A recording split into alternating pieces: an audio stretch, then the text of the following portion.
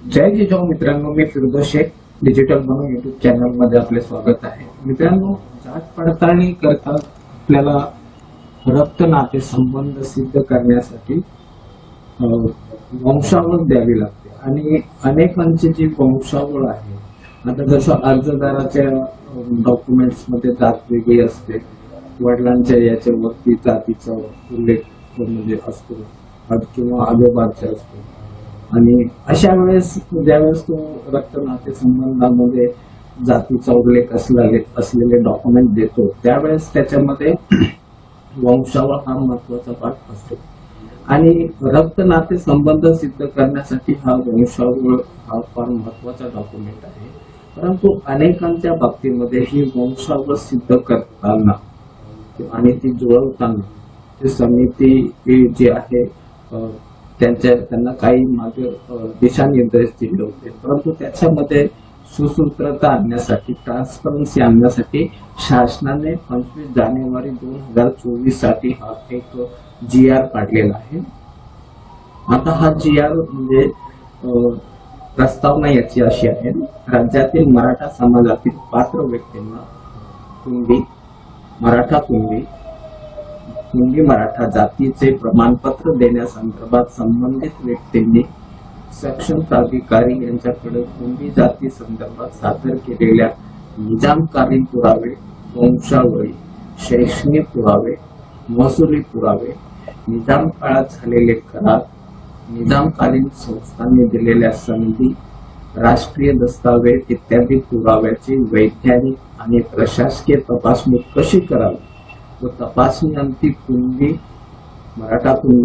मराठा जातीचे जात प्रमाणपत्र पात्र व्यक्तींना देण्याबाबतची कार्यपद्धती विहित करण्यासाठी न्यायमूर्ती श्री संदीप शिंदे निवृत्त यांच्या अध्यक्षतेखाली स्थापन करण्यात आली आहे. आता या समितीच्या निर्देशानुसार जिल्ह्यातील विविध विभागाच्या विविध प्रकारच्या अभिलेखांची तपासणी करून त्यात सापडलेल्या कुणबी किंवा कुणबी मराठा जातीच्या नोंदणीची माहिती समितीस वेळोवेळी सादर करण्यात आलेली आहे. तसेच अभिलेखांच्या प्रती स्कॅन करून जिल्हाधिकारी कार्यालयाच्या वेबसाईटवर अपलोड केलेल्या आहेत. दिनांक 31/10/2023 रोजीच्या शासन निर्णयामुळे कुणबी मराठा जात प्रमाणपत्र व जात वैधता प्रमाणपत्र वाटप बाबतची कारवाई सक्षम प्राधिकाऱ्यांमार्फत सुरू करण्यात आलेली आहे. तथापि कुणबी मराठा या जातीच्या व्यक्तीला आढळून आलेल्या कुणबी जातीच्या महसुली नोंदणी पुराव्याच्या आधारे पात्र व्यक्तींना जात प्रमाणपत्र व जात वैधता प्रमाणपत्र देण्यासाठी व त्यांच्या वंशावळी जुळवण्यासाठी खालील अडचणी येत आहेत असे शासनास निदर्शनास आले. आता त्या अडचणी इथं 3 अडचणी आहेत. त्यातली पहिली अडचण आहे सापडलेले महसुली पुरावे 1980 ते 1947 या कालावधी दरम्यानचे असून त्यामध्ये नागरिकांचे नाव, वडिलांचे नाव नमूद असून त्यासमोर आडनावाचा उल्लेख नाही. त्यामुळे आज रोजी अर्जदारास वंशावळ सिद्ध करण्यास अडचण येत आहे. दुसरं आहे तत्कालीन नागरिकांची त्यांच्या मूळ गावातील जमिनीची विक्री केल्याने अथवा इतर कारणामुळे गाव सोडून स्थलांतरित झाल्याने आज रोजी सापडत असलेली नोंदीची वंशावळी जुळणे अडचणीचे होत आहे. तिसरा म्हणजे अडचण आहे सापडलेल्या महसुली नोंदीचा आजच्या अर्जदाराच्या पिढीशी संबंध प्रस्थापित करणे, नाते संबंध प्रस्थापित करणे कामी बऱ्याच वेळा सबळ पुरावे उपलब्ध होत नाही. परिणाम केवळ अर्जदाराच्या शपथपत्राच्या आधारे निर्णय घ्यावा लागत आहे. आता ह्या अडचणीमुळे जात प्रमाणपत्र वितरण प्रक्रिया सुलभ असून देखील नागरिकांमध्ये नकारात्मकता निर्माण झाली आहे. त्या अनुषंगाने जात प्रमाणपत्र व वैधता प्रमाणपत्र देण्याची सध्याची कार्यपद्धती कायम ठेवून ज्या व्यक्तींशी वंशावळ स्पष्टपणे जुळते त्यांना जात प्रमाणपत्र वैधता प्रमाणपत्र निर्गमित करावे. या प्रस्तावित पद्धतीत कोणताही बदल न करता कुणबी मराठा कुणबी जातीच्या नोंदणी संदर्भात वंशावळ सिद्ध करण्यात येत असलेल्या अडचणीच्या पार्श्वभूमीवर सदर वंशावळ सिद्ध करण्याची प्रक्रिया सुलभ करण्यासाठी खालील समिती स्थापन करण्याची बाब शासनाच्या विचाराधीन होती. आता याच्यामध्ये शासनाचा जो निर्णय आहे, शासन निर्णय इथं आपण पाहू शकतो. मराठा समाजातील पात्र व्यक्तींना कुणबी मराठा कुणबी किंवा कुणबी मराठा जातीचे प्रमाणपत्र, वैधता प्रमाणपत्र देण्याची सध्याची कार्यपद्धती आहे ती कायम ठेवली. ज्या व्यक्तींची वंशावळ स्पष्टपणे जुळते त्यांना जात प्रमाणपत्र व वैधता प्रमाणपत्र निर्गमित करण्यात यावे.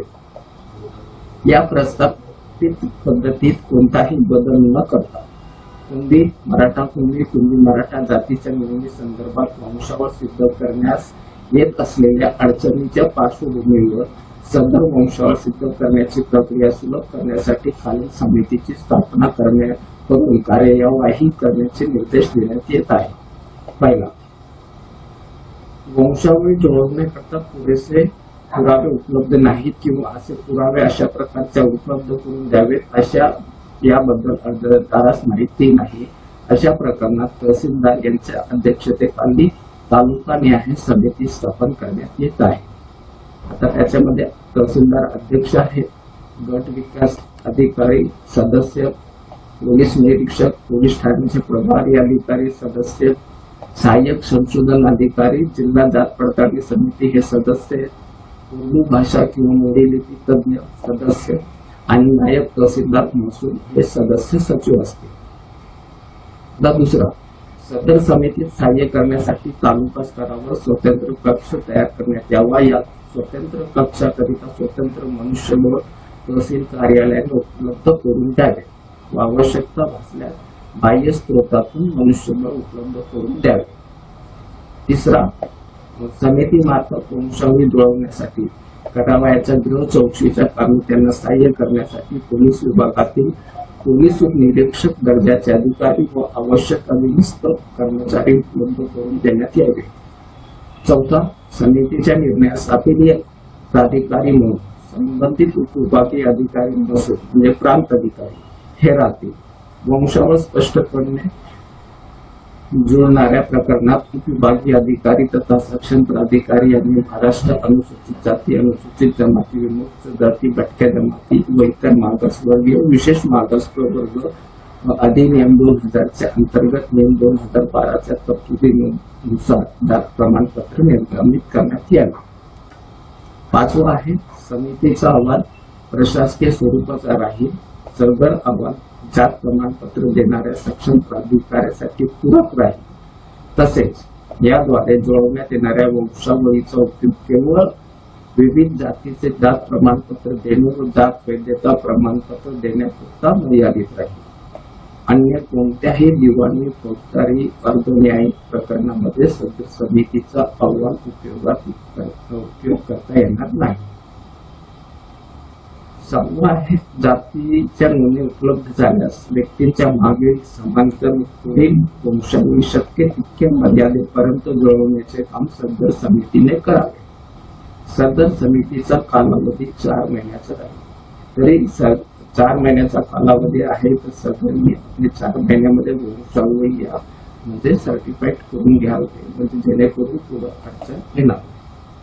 आता समितीमध्ये सहाय्यक संशोधन अधिकारी या सदस्य पदासाठी प्रत्येक जिल्ह्याकरता 2 पदे, याप्रमाणे 36 जिल्ह्यांकरता 72 पदे डॉक्टर बाबासाहेब आंबेडकर संशोधन प्रशिक्षण संस्था म्हणजे पार्टी पुणे यांनी बाह्य स्रोताद्वारे सामान्य प्रशासन विभाग शासन निर्णय 17 डिसेंबर 2016च्या तरतुदीनुसार समितीस उपलब्ध करून देण्यास मान्यता देण्यात येत आहे.